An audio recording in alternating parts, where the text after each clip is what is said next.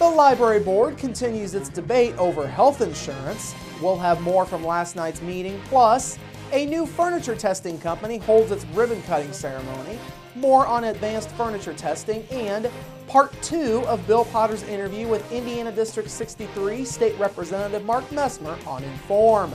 All of that and much more is up next here on the 18 WJTS News.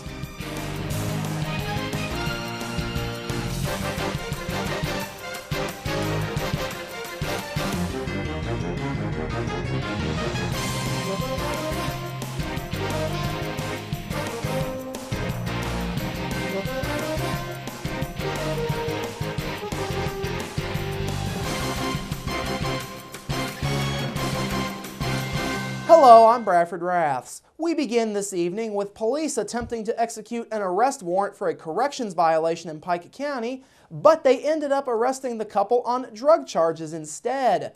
Around 6 o'clock last night, a trooper with the Indiana State Police and a Pike County Sheriff's deputy went to a residence along East Logtown Road near Winslow to serve an arrest warrant on 36-year-old Angel Bellamy in reference to a community corrections violation.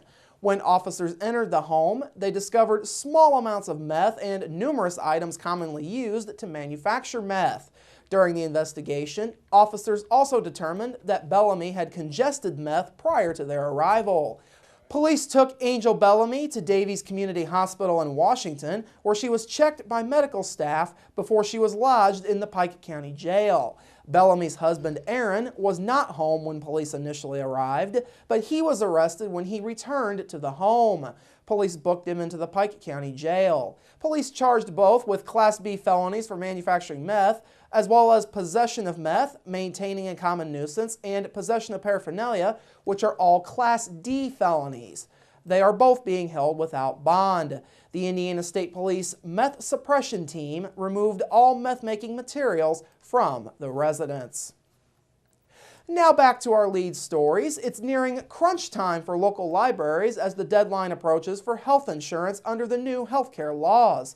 Last night, both the DuBois County Contractual and Jasper Public Library boards continued their ongoing debate surrounding plans for the library and health insurance for its employees in the wake of the Affordable Care Act's, or ACA's, implementation. Board Attorney Bill Schoenfeld informed both boards that during a recent meeting, the Library Board's Personnel Committee proposed a plan under which the libraries would reimburse employees up to a specified amount to get their own insurance however they wish, such as through the public health exchanges. Opinion on the board was not in favor of this, and the issue was sent back to the Personnel Committee for review of other options. Schoenfeld says the issue mainly surrounds whether providing such a reimbursement to employees would be in violation of the ACA. He says library employees will have to explore their options as the deadline to have insurance approaches. Well, obviously, the employees are going to be faced with, if they don't want to incur a fine or penalty, they're going to need to get insurance coverage, either through expansion of Medicaid if their income allows for that, staying on a group plan through their spouse, finding an individual plan for themselves, which I doubt is going to be cost effective, or going on the exchange. Schoenfeld says the ACA has had an impact everywhere, including from his own viewpoint as an attorney. It's a new act. It's very technical. There's a limited amount of knowledge about it, so it makes it very difficult for your county seat lawyers, even lawyers like me that have some experience with municipal entities, and trying to provide them advice and direction. So it's been a challenge from a legal perspective, and that's not getting into any of the debates about whether it's a good thing or a bad thing from a policy viewpoint. Schoenfeld also informed the board that the plan changes would affect 18 employees in the library system, including 12 at the Jasper Library. In other business last night, both boards heard about the completion of repair work at the libraries. The Contractual Library Board was informed by Board President Kathy Treader that repairs to the patio wall at the Ferdinand Library are now completed. Meanwhile, Jasper Library Board President Bill Hewitt reported that the curb and front step work at the Jasper Library are also finished. Both boards additionally approved the annual commitment for the library system to join the statewide internet consortia for the libraries.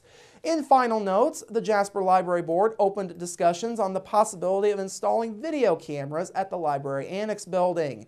Hewitt stated that the cameras would be put in place outside for security purposes at the building. We conclude the news portion of our broadcast this evening with the official grand opening for a Michigan-based furniture business's Jasper facility.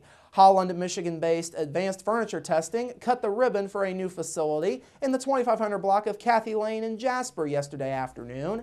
The company was originally founded back in 2007 by Persian Gulf War veteran Doug Woodard to fill a perceived void in the furniture industry. Woodard says coming to Jasper worked out well for the company, given the city's history in the furniture business. Holland is a great area, obviously, because it's Holland and Grand Rapids is the area for furniture manufacturing. Jasper is probably the second largest area in the country, maybe the world. I'm not 100% sure which, but we've been looking at the Jasper area for a while because most folks down here have to send everything up to Michigan to get it tested. So it seems to make a heck of a lot of sense.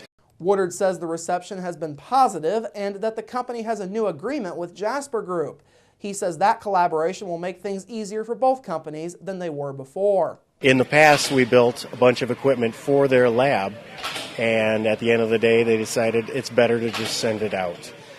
So we ended up buying their equipment and starting the lab up that way. And the furniture testing industry is not new to Indiana. It originally dates back to 1977 when the federal government's General Services Administration invited the Department of Forestry and Natural Resources at Purdue University to develop performance testing for various upholstered furniture to be used in its furniture procurement programs.